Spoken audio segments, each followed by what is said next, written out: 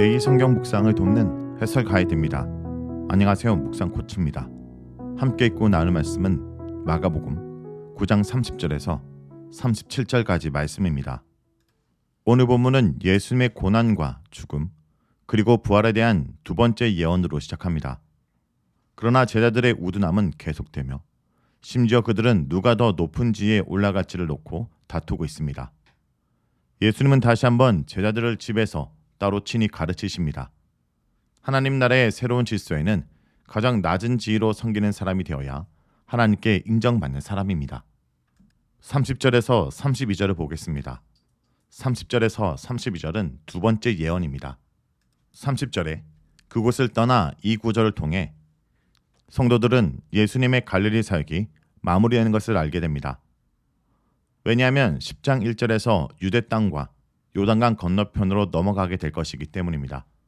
예수님이 갈릴리를 가로질러 가고 있는 것을 사람들이 알게 되는 것을 원치 않은 것은 제자들을 가르치는 것에 집중하고 싶었기 때문입니다. 8장 31절의 첫 번째 예언과 마찬가지로 예수님은 자기를 인자로 지칭합니다.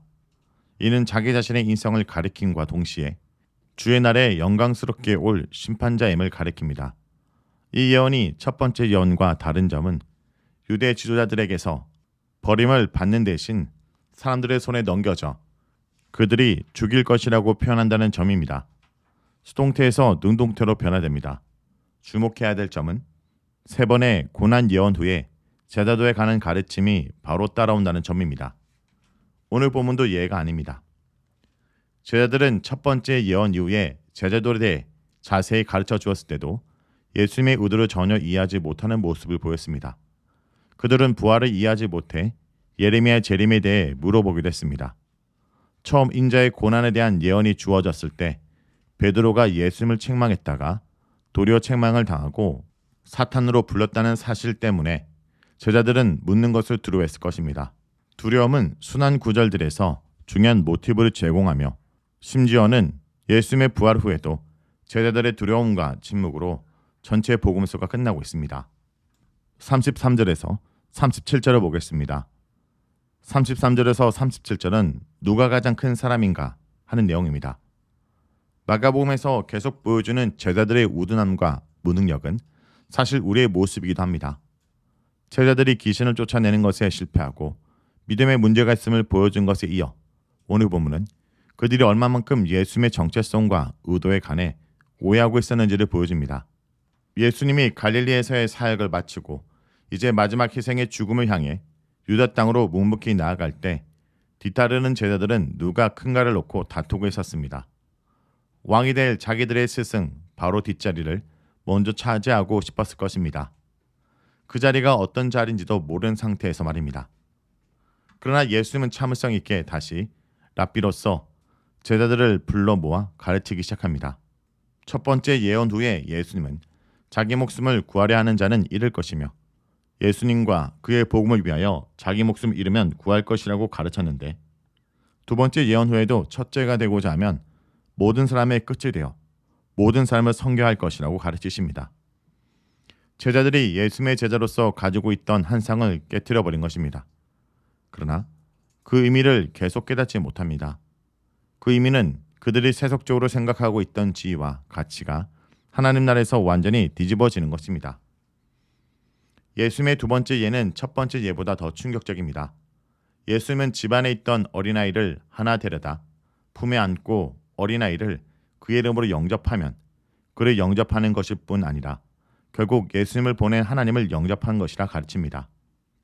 현대 독자들이 이 가르침이 주는 충격을 잘 이해하지 못하는 이유는 현대에 와서는 어린아이들을 착하고 순진한 존재로 간주하기 때문입니다. 그러나 고대 어린이의 상은 결코 긍정적인 것이 아니었습니다. 갈라디아서 4장 1절에서 2절에 나와 있는 바울의 묘사가 그 점을 잘 보여줍니다. 내가 또 말합니다. 유업을 이어 사람은 모든 것의 주인이지만 어릴 때는 종과 다름이 없고 아버지가 정해놓은 그때까지는 보호자의 관리의 지배 아래 있습니다. 여기서 보여주는 것 같이 어린아이 지인은 노예와 다름이 없었고 아버지가 정해놓은 시기 전에는 어떤 권리도 갖지 못한 것을 볼 수 있습니다. 어린아이들은 여자와 함께 있어야 하며 랍비와 그의 제자들이 가르치고 배우는 장소에 있을 수 없는 것입니다. 예수님을 영접하는 것이 예수님을 보내신 하나님을 영접하신 거라는 말씀엔 아무 문제가 없었습니다. 당시 보내심을 받은 사람은 보낸 사람의 완전한 권위를 지니고 있었기 때문입니다. 그러나 어린아이를 영접하는 것이 아무리 예수님의 이름으로 된다 하더라도 예수님의 권위를 지닌다고 생각하는 것은 이해하기가 힘들었을 것입니다. 그랬고만 시대의 문헌들은 사춘기 이전의 어린아이들에 대해 전혀 관심이 없었음을 보여주고 있습니다. 심지어 의학 서적에서도 어린아이들에 대한 정보는 전무했습니다. 지식이 없어서 상속자가 필요했던 로마 사람들은 어린아이보다는 성인을 입양하는 경우가 보통이었습니다. 예수님은 사회적으로 보면 존재감이 전혀 없는 어린아이를 예수님 대신 영접하라는 예를 보여준 것을 보면 제자들이 누가 큰지 다투었던 이유는 누가 예수님을 대표하는 특사의 자리를 차지할 것인지에 있었음을 보여줍니다. 제자들은 예수님이 하나님의 보내심을 받은 왕으로서 등극할 경우 예수님을 대표해 그의 권위를 사용할 수 있는 권리를 놓고 싸웠던 것입니다. 그러나 예수님은 그 자격을 모든 사람의 끝이 되어 모든 사람을 섬기는 노예가 되는 것으로 정의합니다. 여기에 등장하는 어린아이가 그 집 노예 아일 가능성이 높다는 것을 생각하면 36절에서 37절의 말씀은 35절의 말씀의 시각적인 예로 제시되고 있다고 볼 수 있습니다. 예수님은 어린아이를 내 이름으로 영접할 것을 요구합니다. 제자들이 아무 지위도 없는 사람을 예수님의 이름으로 영접하고 섬기면 그들은 예수님 자신과 그를 보내신 이를 영접하고 섬기는 것이 되는 것입니다.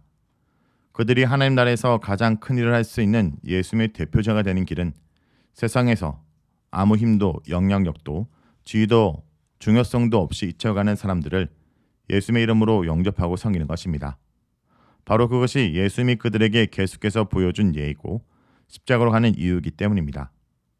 하나님 나라에서 위대함은 세상에서 당연하게 받아들여지는 위대함과 명예를 뒤집어 엎는 개념입니다.